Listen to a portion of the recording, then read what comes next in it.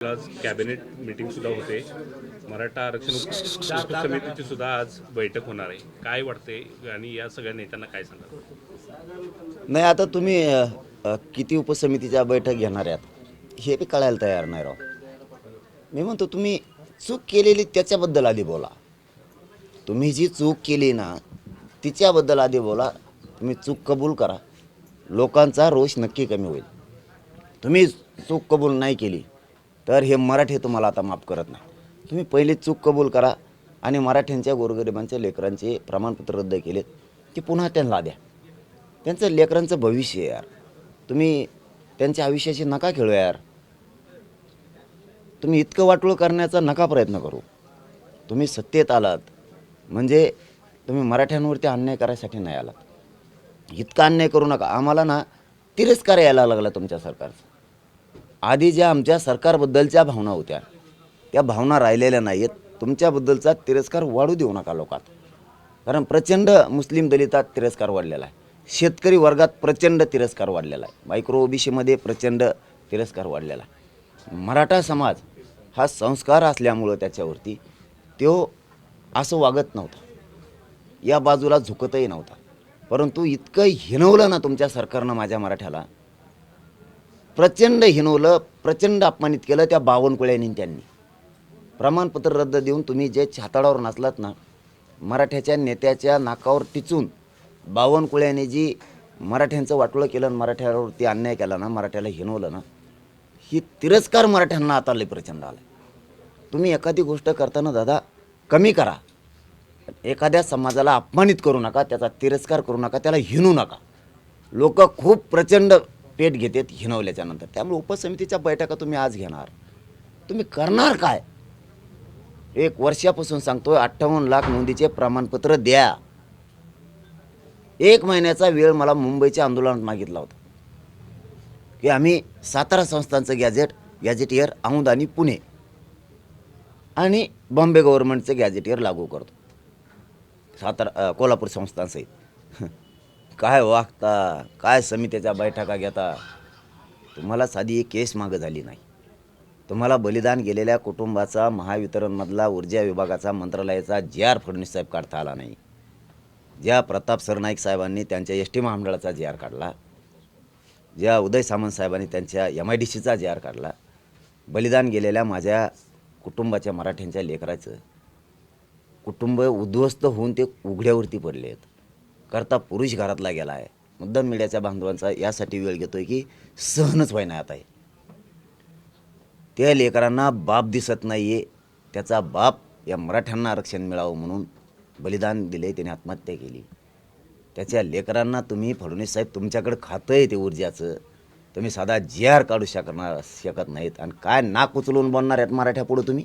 उलट नालायक हे तुमच्या बावनकुळ्यासारखे लोक मराठा समाजाचे प्रमाणपत्र रद्द करतायत. आणि फडणवीस तुम्हाला मराठ्यांनी सत्तेवर बसवलं तरी बिनलाजासारखं तुमच्यातलं एकही त्याला चूक झाली म्हणत नाही. किती शोकांतिक आहे. अरे माझ्या मराठ्यांच्या नेत्याने तरी स्वतःच्या जातीच्या लेकराचं तुमच्या डोळ्यात देखता हे तुमच्या छाताडावर नाचा लागलेत, प्रमाणपत्र रद्द करायला लागलेत. तरीही तुम्हाला आमदार, मंत्री आणि खासदार म्हणायची मराठ्यांचे असल्यामुळं आम्हाला लाज वाटते राव. तुमच्यात थोडं तरी कसं रक्त उसळाना, छत्रपतीच्या शिवरायाचे विचार घेऊन चालता. प्रत्येक प्रचाराला नारळ फोडताना छत्रपतींच्या पुतळ्याला नारळ फोडता. छत्रपतीचे विचार घेऊन चाललो म्हणतात, बहुजनांचे विचार घेऊन चाललो म्हणतात. तुम्ही शाहू फुलेंचे, आंबेडकरांचे विचार घेऊन चालतो म्हणतात.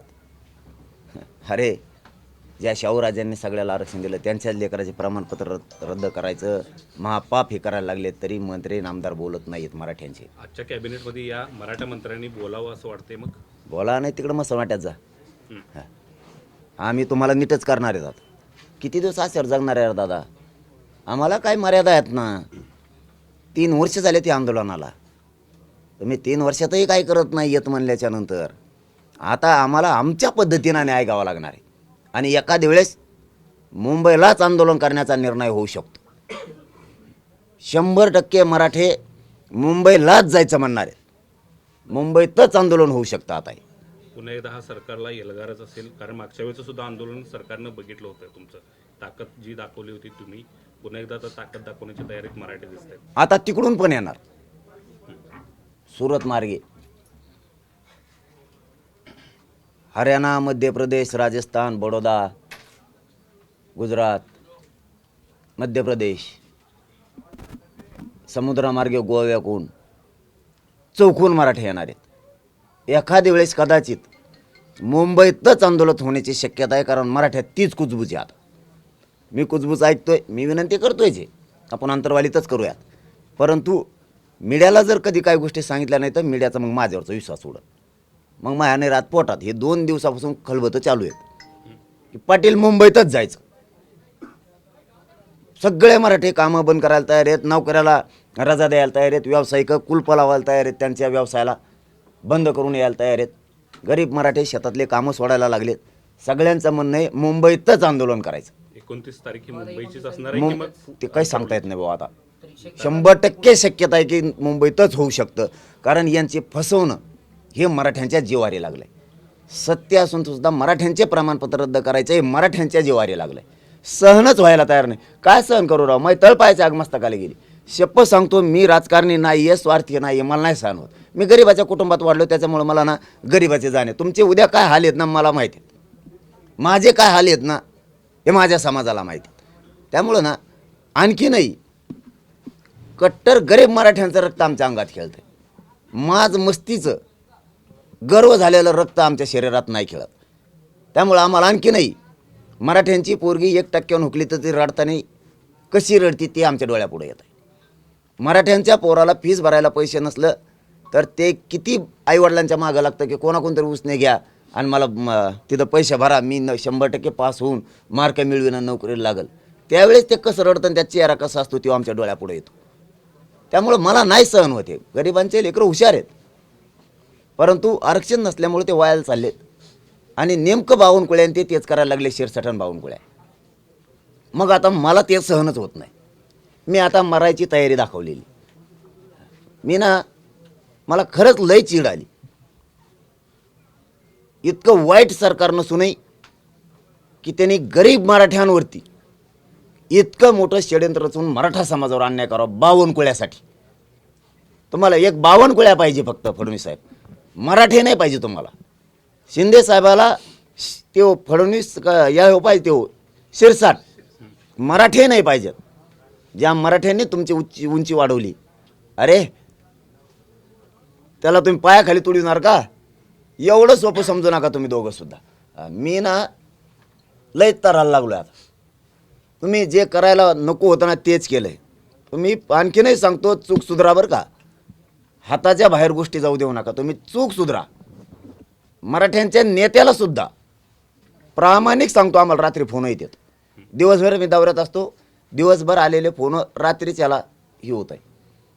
सगळ्यांचं म्हणणं आहे 100% पाटील मराठ्यांचे मंत्री, आमदार, खासदार मराठ्यांचे सत्ताधारी आणि विरोधातले ते म्हणतात, पाटील तुम्ही म्हणताय 100% आम्हाला पटत आहे, पण बोललं की आमच्या ढोंगावर लात मारते म्हणून आम्हाला बोलता येत नाही. महाविकास आघाडीतले म्हणतात, बोललं की ते चौकशी लावतात, पाटील नोटीस पाठवतात. सत्तेतले म्हणतात आमचं पण खूप मोठं साम्राज्य आहे. मस्त तुम्ही खरं बोलताय, आमच्या पण जिवारी लागलंय, पण विलाजच नाहीये. याचा अर्थ मराठ्याच्या आमदार, खासदार, मंत्र्यांना आतून भी मान्य झालाय. आता काही काही राणे साहेबासारखे ओपन पण बोलायलेत, काही जातवान मराठी व्हायला लागलेत आता, पण काही मनातलं पण सांगायलेत. मी हे पोट तिडकीनं सांगतोय, माझ्या समाजाच्या लेकराचा फक्त वाटोळं करू नका. तुम्हाला राजकारणात काय करायचं ते करा, मला राजकारणाशी देणं घेणं नाही. नसता तुमचा तांगा मला पलटी करायला वेळच लागणार नाही. मी जातीसाठी काहीही करू शकतो, कितीही कठोर निर्णय घेऊ शकतो. लय वाईट दिवस आणि तुमच्यावरती. तुम्हाला जे आज सुखाचे दिवस वाटतात ना, सत्तेपुढे शानपण चालत नाही, काहीच चालणार नाही. तुम्हाला गाडीत बसून सुद्धा नाही पाळता येणार. तुम्ही एक पत्र आलेलं आहे समोर की ते म्हणतात की हे पत्र फक्त चौकशीसाठी होतं, रद्द करण्यासाठी नव्हतं. त्यामुळे टीव्ही वाल्यांनी चालवलेल्या बातम्या किंवा जरांगी पाटलांनी दिलेल्या मुलाखतीमध्ये काहीही तथ्य नाही. तर काय कळत आहे बुवाचा? अधिकारी झाला, पेपर फोडून झालेला अधिकारी काय तू? तो एक कालपासून सुट्टी करतो, तुला अक्कलच आहे नाही. तो एक कालपासून स्तुती करतोय की तुम्हाला एक स्टेटस असतं, तुमची एक दर्जा असतो, तुम्ही बुद्धीचा वापर करून शिकलेला असतात, कोणत्या मंत्र्याच्या उपकाराने तुम्ही लागलेला नसतात. जे खरं असं ते करावं, मराठ्याच्या भानगडीत पडू नको, प्रवक्ता वकिली करू नको, दलाली करायचं काम तुमचं नाही आहे, तुमचं अधिकाऱ्यांचं. तुमच्या पोस्ट काय आहेत ह्या बघावं तुम्ही. पत्र दिलं नाही आणि मग काय आहे ते एनआयसीवर कम काढल्या होत्या, मग आधी त्याच पत्राच्या आधारावर काढल्या होत्या ना, त्याच पत्राच्या आधारे रद्द झालं ना आता त्याचं कोणबी प्रमाणपत्र नाही. कसं काय म्हणतो तू, मीडियाला कसं काय आलं, कोणत्या मंत्र्यांनी घ्यायचं सांगितलं तुला, बावनकुळ्यात फोन करतो.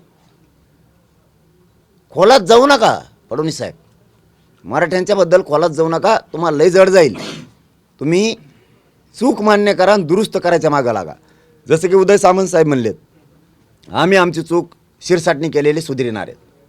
संपलं आमचं आणि त्यांचं, अजूनही वेळ गेलेली नाही. संपलं आमचं आणि त्यांचं. आम्हाला काय देणं घेणं आहे मग त्यांना बोलायचं.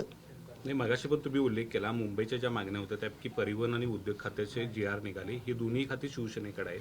म्हणजे एकनाथ शिंदे साहेब तुमच्या बाजूनं असं भूमिका घेताना दिसत आहेत. मग BJPचे मंत्री किंवा त्यांच्याकडे जी खाते आहेत तिथूनच मग चांगलं GR होईल ना, निघत नाही. चांगलं होईल ना मराठ्याचं, चांगलं होईल ना. तसे नाही, चांगलं तर होऊन द्यायचं ना भाऊ, चांगलं नाही होऊन द्यायचं. मराठी फक्त प्रचार करायला ठेवायचे, पॉम्पलेट चिटकायला, यांच्या गाड्या भरून आणायला सभेसाठी. मोठे नाही होऊन द्यायचे, पैसेवाले लेकरं बाळ होऊन द्यायचे नाही माझ्या मराठ्याचे. ऊर्जा खातं यांच्याकडे नाही GR काढला, आणि त्यांनी जरी GR काढला प्रताप सरनाईकांनी, पोरांना कुठं ऑर्डर दिल्यात नवीन, आणखी नवीन पोरांना ऑर्डर कुठं दिल्यात, सॉरी MIDCत ST महामंडळात दिल्यात, MIDCत कुठं दिल्यात. जागा बघत होत म्हणले आणखी खाली किती आहेत. आता आम्हाला खालच्या देतात का वरच्या देतात कोणाला माहीत. खाली लय देणं असतं त्यांचं आवाज, खालचं वरचं मधलं देतात का व्हा. इतकं नाही हिनवायचं एखाद्या जातीला. 2014 पासूनचे पोर आहेत ACBCचे AWचे नोकऱ्या द्यायला, तर त्या लेकराला तुम्ही काय सत्ता आणि काय तुमचे माज मला उतरायचा. आता मी सोडतच नाही तुम्हाला. चूक नाही सुधारली ना तुम्हाला नाही सोडित मी आता. पण उठसूट भारतीय जनता पार्टीवर टीका करणं किंवा चंद्रशेखर बावनकुळे यांच्याबद्दल खालच्या पातळीवरती बोलणं हे जरांगे पाटलांचं अतिशय चुकीचं आहे, असं भाजपचे प्रवक्ते नवनाथ बन म्हणतायत. तुम्ही उठसूट आता हे कोण आलंय हो मधीच, बनसोळे बनसोळ नवनाथ बन भाजपचे मुख्य प्रवक्ता म्हणून नेमले. ती फिदी काय कोण आहे ते मला नाही माहिती. नवीनवर काय बोलावं आपल्याला काहीच माहिती. जाऊन द्या असं कोणी. मुदट्टीवार म्हणताय सरकारला दरडवताय तुम्ही.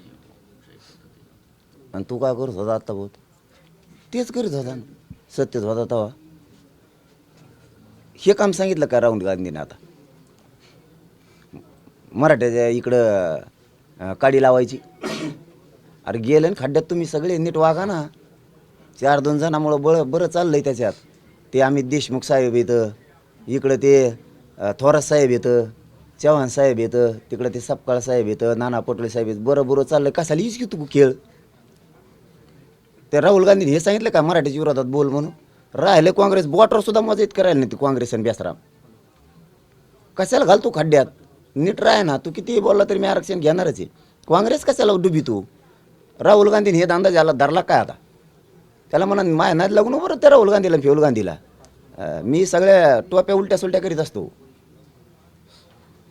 चलो धन्यवाद.